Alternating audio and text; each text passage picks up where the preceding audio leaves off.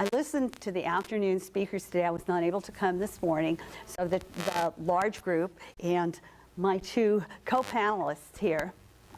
And I'm not sure whether I live in England or whether I live in Iowa or whether I live in Portland, because they all describe my town, San Jose.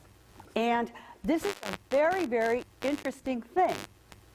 Why are we saying, we could get into things like Agenda 21 and such, we won't get into that. But it's a very, very interesting thing that the MO is exactly the same all over. And Tom brought up an interesting point that he's been preaching for years. We have been teaching and preaching for years.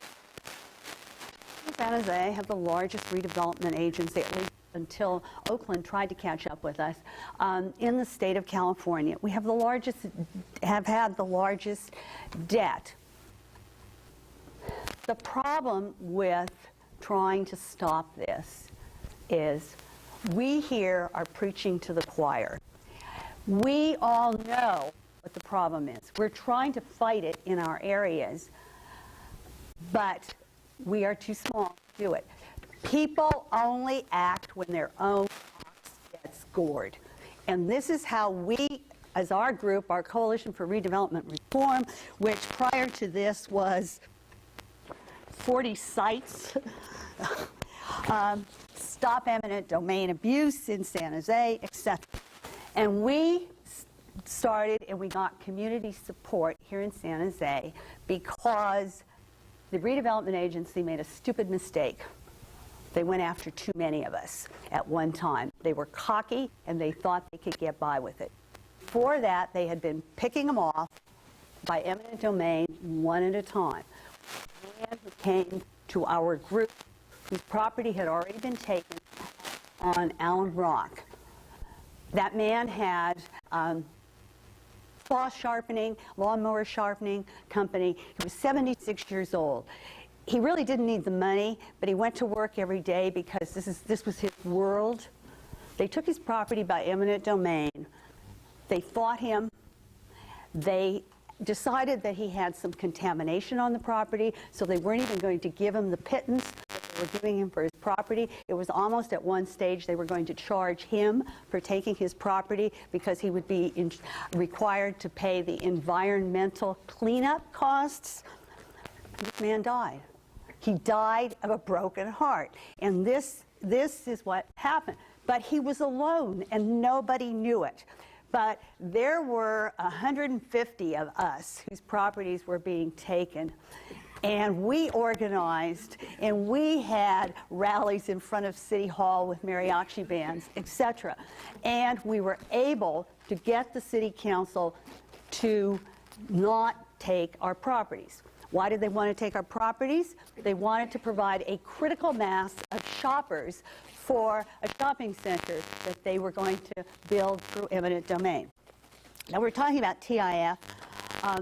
This is an article from the local newspaper, which is getting skinnier and skinnier. If you want one today, the comics are down to 4 pages.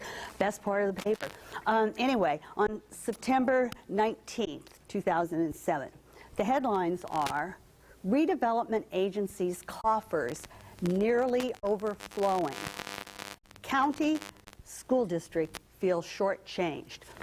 When we started with our redevelopment reform, we met with school districts, the finance officer and an assistant superintendent in one of the largest school districts in this area.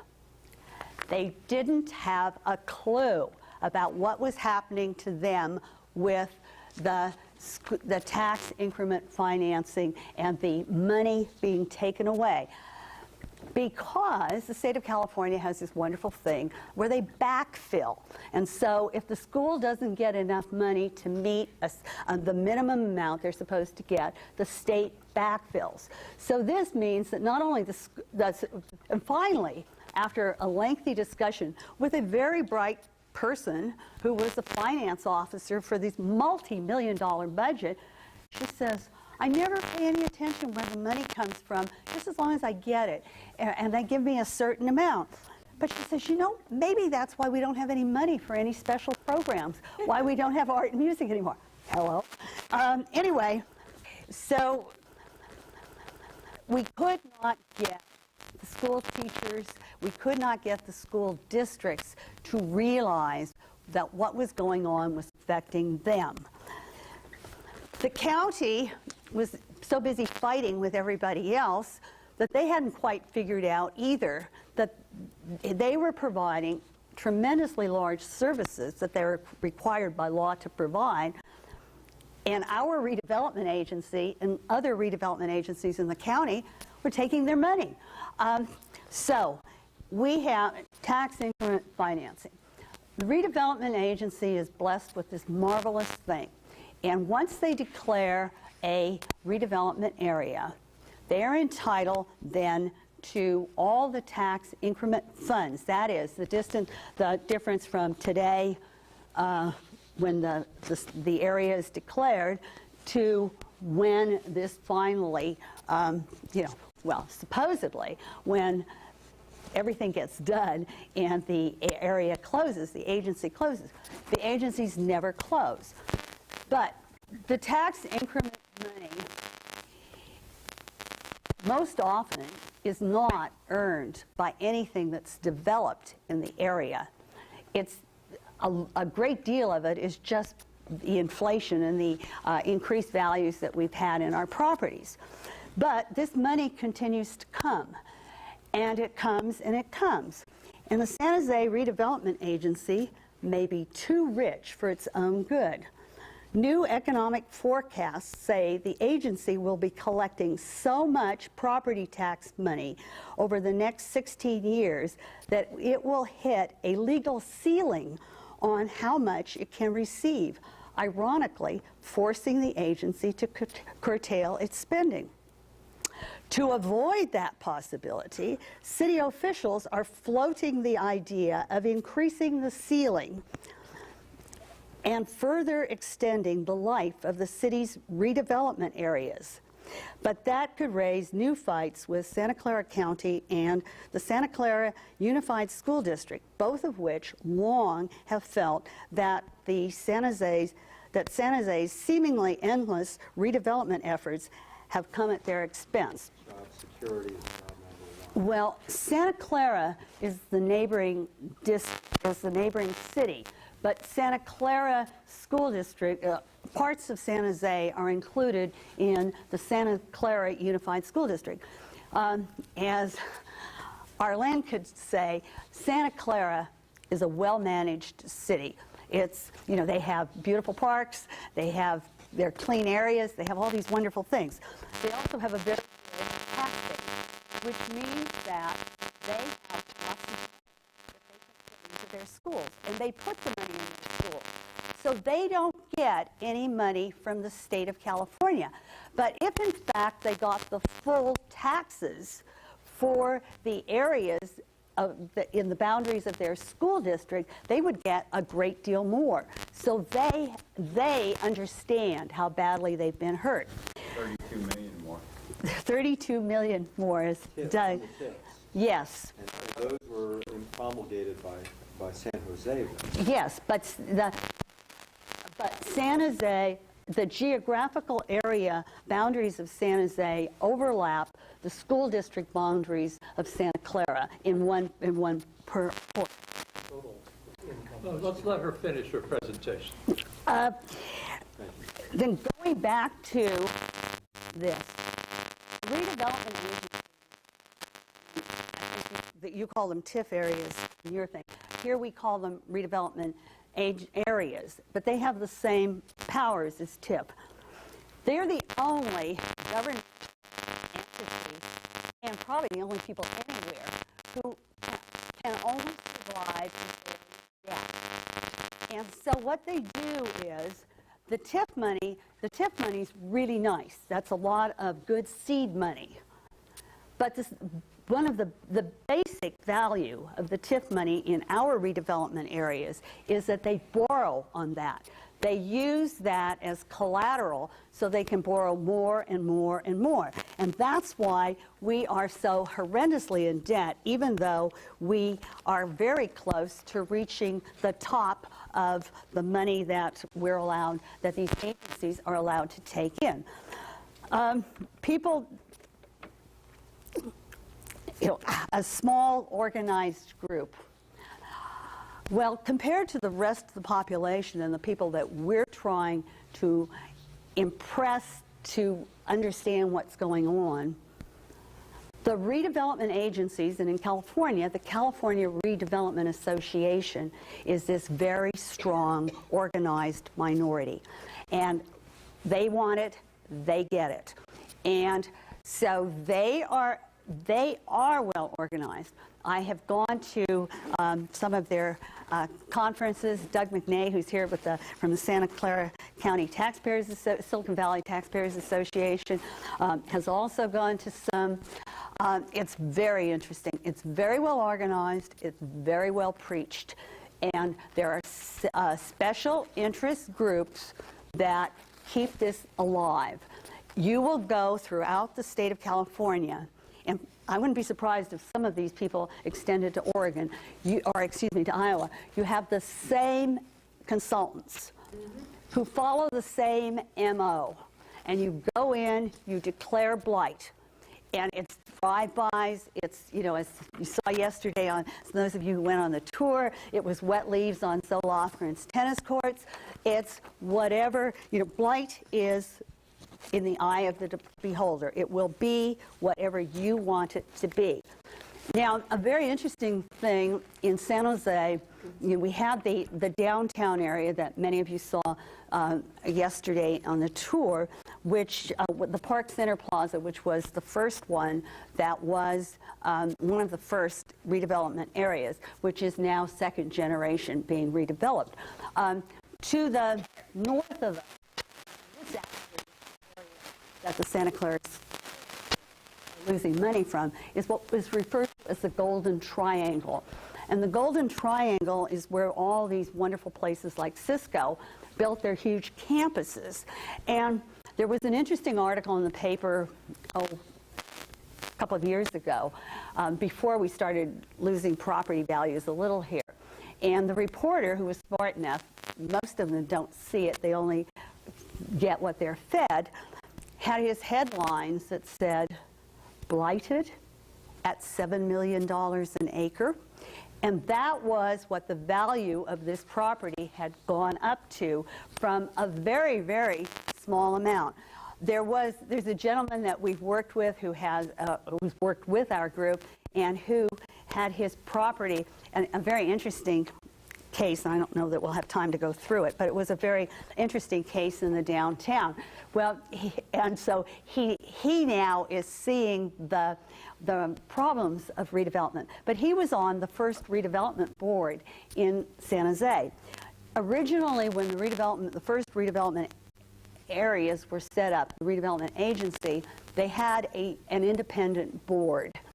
And at least there's some checks and balances there between the city council and the redevelopment board. Well, you can't milk it too hard if there's going to be somebody in power objecting. So all of a sudden one day, the redevelopment board, the council voted to merge, well, not exactly merge, but that the city council members would be the redevelopment agency board, which is just fascinating when you go to a city council meeting, because they're sitting there and they're going through part of the agenda, and then the mayor says, the city council meeting will now be adjourned temporarily, and the redevelopment agency board meeting will commence. And then they go ahead and vote or act as a redevelopment board. But this gentleman had said back when he was on the board, actually the Golden Triangle was the only area in San Jose that was truly blighted. And the reason it was blighted is because they had pear trees. And pear trees have blight. And so it was pear blight on the trees. And so, you know, he just said truly this was the only blighted area in the city of San Jose. But we went forward. We still have a redevelopment agency. We still have tax increment funds that are being taken. And our redevelopment agency has built a life of its own, just as all the other agencies. And back when, in 2002, our properties were going to be taken in 2001, and we got out of that. And suddenly, sometime in 2003, or 2002, 2003, out came these gorgeous brochures to everybody in the city of San Jose. In certain areas in the city of San Jose. And they were talking about strong neighborhood initiative. Now, come on. Can anybody, if you're not for strong neighborhoods, what are you for? I mean, this was motherhood and apple pie.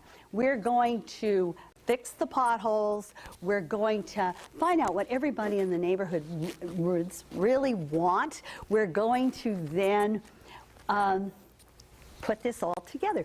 So they set up about 11 or 12. I'm not being specific because you're not going to remember it anyway.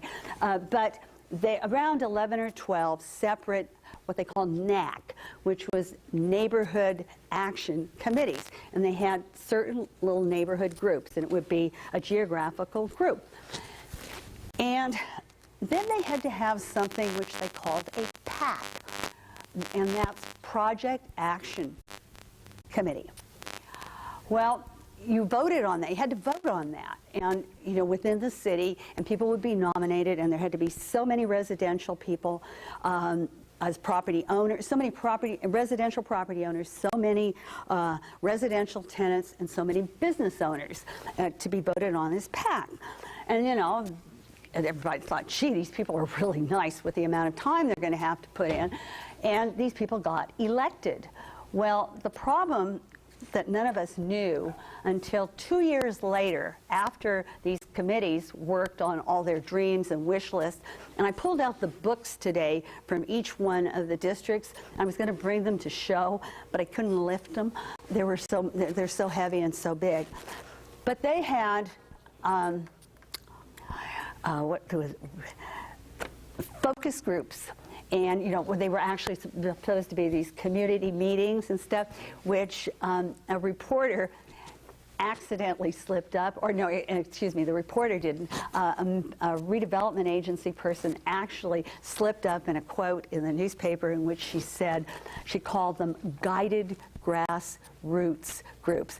We call them charades. No. Artificial turf. Yeah. Anyway, AstroTurf. It was, but that's what it was. Well, by golly, these people worked for years, and they worked really hard. And you'd go to some of these meetings, it was really interesting. You could always tell how important the area was that you went to meetings. Because I had people that were on these various NACs and would invite me because I was working with the Coalition for Redevelopment Reform. And it was a standing joke because all the redevelopment people were always there. There was always a mob of them so that they could break you up in small groups. And we could tell how important each area was by what we were served.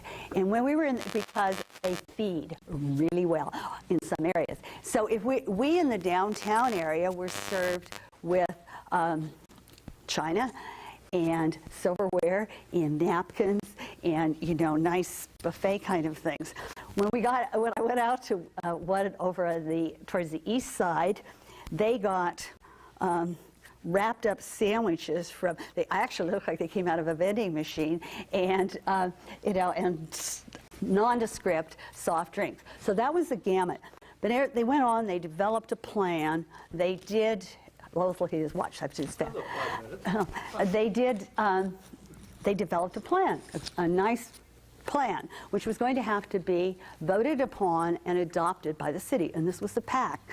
And we were protesting. We went to these meetings all along because we were very concerned with what we finally saw was happening. 1/3 of the city of San Jose was brought into this, was brought into this merged area. A provision in that plan was for eminent domain.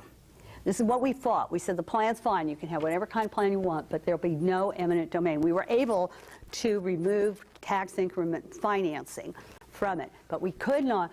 And I stood at public meetings and asked both Susan Schick and the corporate counsel for the redevelopment agency whether eminent domain was necessary in that plan by law. And they said no, but they wanted it. And so they wouldn't take it out. There was some compromise that was written in, but was not there at all. None of these people on the PAC knew, and most of us didn't either until afterwards, that the only reason for the PAC was, and the PAC was, way back when we were just talking about motherhood and apple pie, was that any plan in California that is going to use that has the possibility of using eminent domain against residences must have a PAC. And that was why this whole charade went on for 2 years. And so the plan went in. At the night it was to go before City Council, we had several hundred people there to protest and to say why we wanted the plan changed for one thing, to remove eminent domain. When we walked in the City Hall, the balloons were flying. The PAC people were having a meeting with a barbecue with the redevelopment agency people. The union had paid for this barbecue, and this was before the council meeting. They were celebrating the victory of the passage of the PAC. So we have a thing, and I know some agencies have these things which are, called DDAs, Developer Disposition Agreement. In San Jose, we refer to them as done deal already.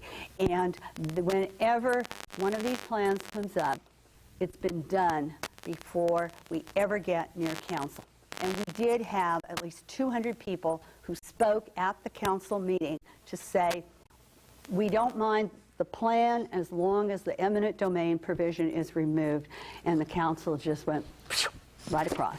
So we have the same problems as Iowa, we have the same problems as Portland, and it appears we have the same problem as England.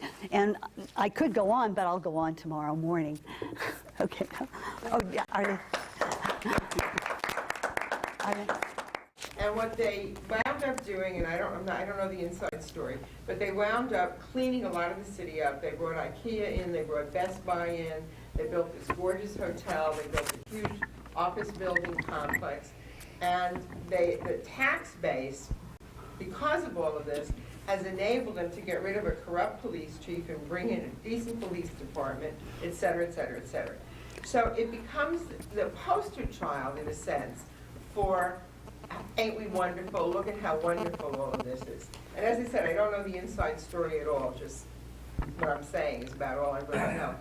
So I throw it out as a question to the three of you, is that is the chicken in every pot argument. There it is, this is how it's wonderful. What are the arguments? Well, the argument with respect to East Palo Alto is, why are they so in debt now that they have this wonderful tax? Yes, and why? And so so that it's because a redevelopment agency is just doing its thing, and their redevelopment agency probably will never close, just like ours. I don't know the specifics of your circumstance, but I've just come to believe that the entire concept of urban renewal is a bad idea, and that every urban renewal agency in the country should be put out of our misery. When you spend someone else's money and you don't bear any risk for being wrong, as these people, that's the circumstance typically, they're going to make a lot of bad decisions. Sorry, I missed the first part of the session, but do I understand that when the property is taken, that whatever the value at that time will continue to be taxed to the general public But any increase in value then is the tax increment? I just want to ask if you're talking about taken in the sense, in this particular case, I think we're all talking about, the property itself, the eminent domain is a different issue, although it's certainly intertwined. But the tax increment applies to an entire area, like, you know, like the whole area of downtown San Jose. It applies when that is made into a redevelopment area. All increases in property tax, whether there's any development on that property or not, goes to the agency. Like, you know, let's say on June 1st, 2006, we declared an area to be a redevelopment area. Or as we have a market center over here that we just built, it was a railroad kind of yard. It was abandoned property. I would really be surprised if the property taxes were $5,000 because it's been so long. So when that got developed, even though redevelopment had nothing to do with it, it was part of a redevelopment area. And now the property values are probably in the millions. The property tax values are, you know, at least $1 million.